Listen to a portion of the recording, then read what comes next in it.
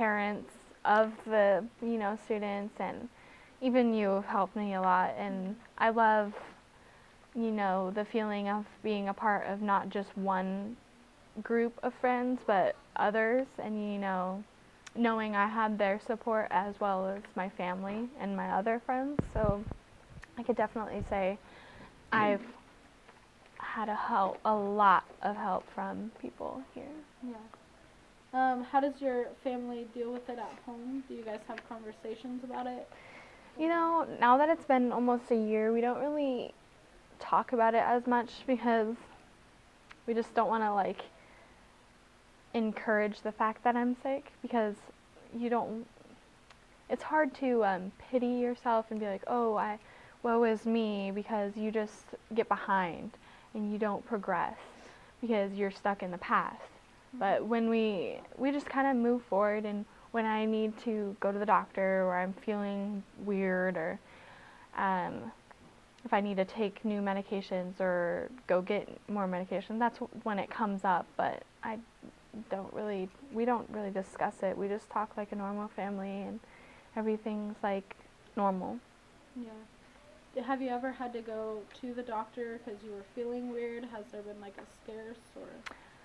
There has been when I dropped on my medication too soon or too fast. I just got a lot of the symptoms back, like my joints would hurt really bad, or I was so tired that I just couldn't even get up, or I was restless from the medication and stuff like that. But nothing. Well, there was one time when I got blood work done, and it was showing that my kidneys were being affected, and they actually had to go get a surgery done to show just how bad it was being attacked. So basically they stuck a needle through my back to get to my kidney, and took specimens of they took little slices of my kidney.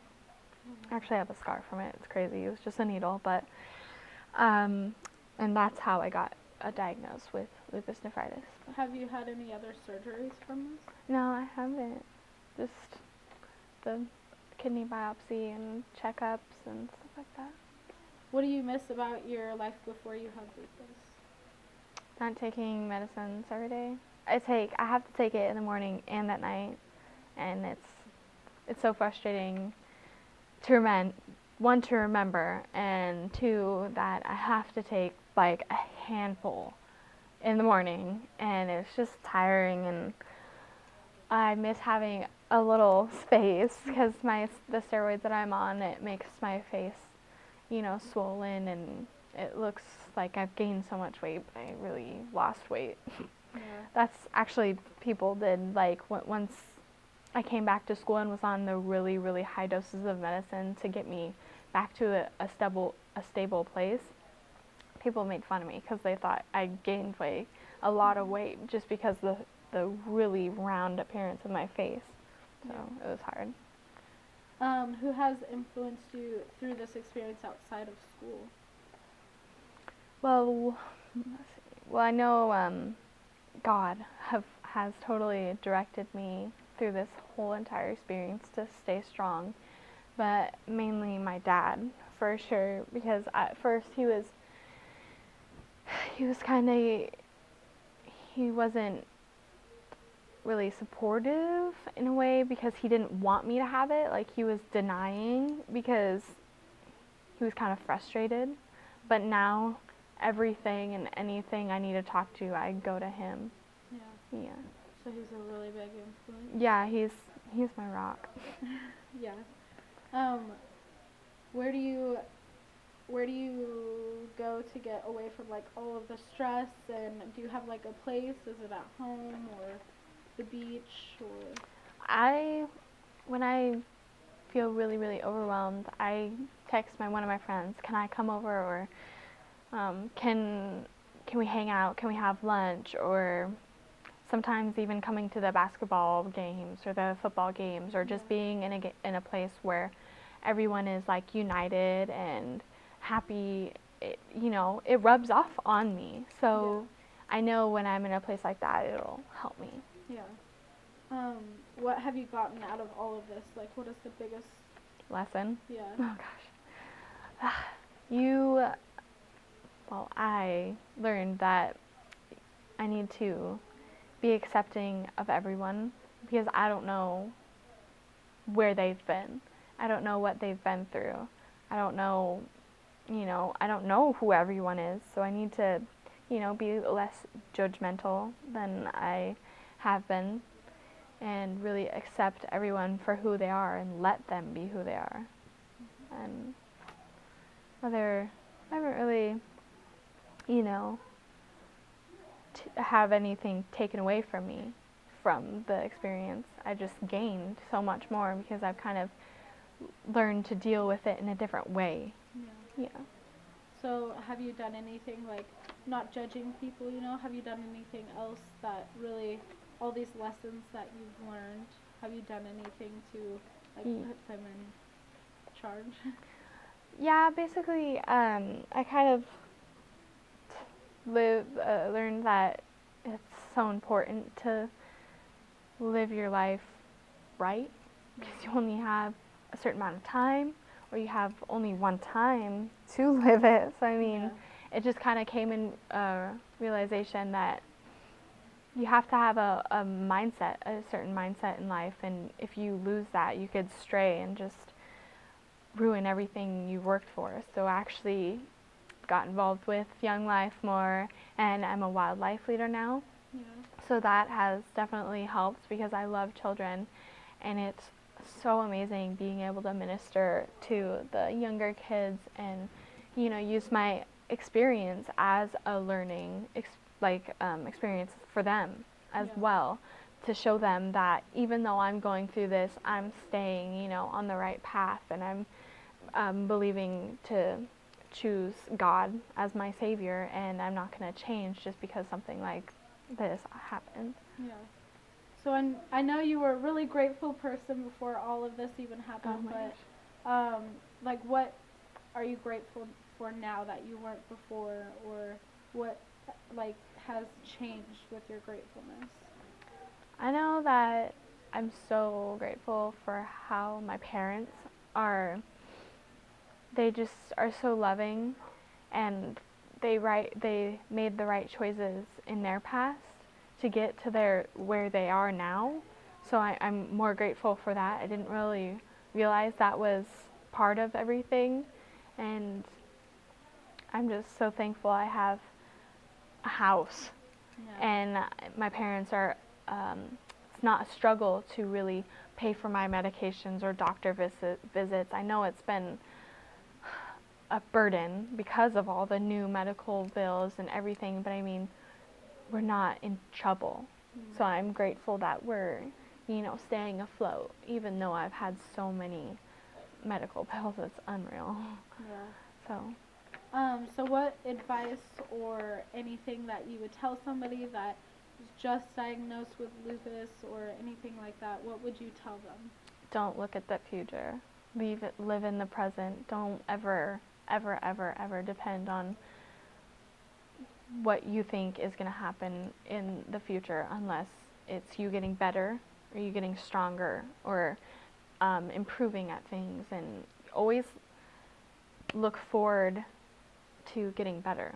Don't ever get into a place where you think you're going to die, or you think that there's no hope because there isn't a cure. If you get like that, the negativity can affect your body, give you even more symptoms. You get more sick and everything. So I mean, gosh, the main thing I'd tell someone is stay positive and keep fighting the good fight. Awesome. Well, that's it for the interview. Do you want to say anything else? Do you have anything else that you would like to add? If you have like a story or anything that would be really good for the story that we're writing about you, do you think there's anything you'd add or anything? I'm just proud of myself, honestly. I know that sounds bad or whatever. I'm at a good place in my life right now, and I don't see myself, going back to where I was, and I just see myself growing, learning more. Of course, everyone was going to, and I still have my times. I'm not perfect. I know I make bad mistakes, and I still judge people, and I still, have my times of where I feel extremely sad or, depressed because I have this, and I just want to tell everyone that I'm not perfect. Even though I have this, it's made me grow. But I do realize that I'm not perfect, and I don't want anyone to think that I'm so arrogant. I'm just positive. I don't want to talk down on myself. So, if anyone sees this, I want them to know that I'm strong, not cocky, Yeah. So that's So one when thing you I get wanted to into say. those depressed modes, what do those look like? Like what actually goes through your head? And I just don't want to get up. I don't want to go to school. I just kind of sit and just kind of cry. Sometimes it's simply because I'm frustrated, or sometimes it's because I just got aggravated, or it's just spur of the moment. Some of the times, I could be completely happy, and then 1 second it could flip. But it's short-lived. It doesn't happen for more than 30 minutes. yeah. So, it's my time. I don't really let other people know that I'm upset because I know it's part of the healing process. So I just kind of go to my room, or don't let it show on the outside, and, calm myself down. Usually I pray, or I just really think about all the good that I've done and all that I'm going to do, so I don't need to worry about what's going to happen, or stop, judging yourself. So Well, you've come a long way. yeah, I remember when it first happened. it was crazy, right? Yeah. But now I can look back and be like, oh wow, I've grown, not Yeah. gotten worse. That's what I want, and I want that happen in 5 years. I want to have that happen in 10 years. I see myself becoming a nurse, then a doctor. I don't ever let the disease run course in my future. I never once put it, as keeping me from doing something, because I know it won't, because I'm strong enough to keep that. And In sports, you're playing golf now. golf. I know. Is that the first sport that you've played? Yeah, this is a start, because I tried when I was diagnosed on the medications, 2 months. I tried playing volleyball, and it was just devastating.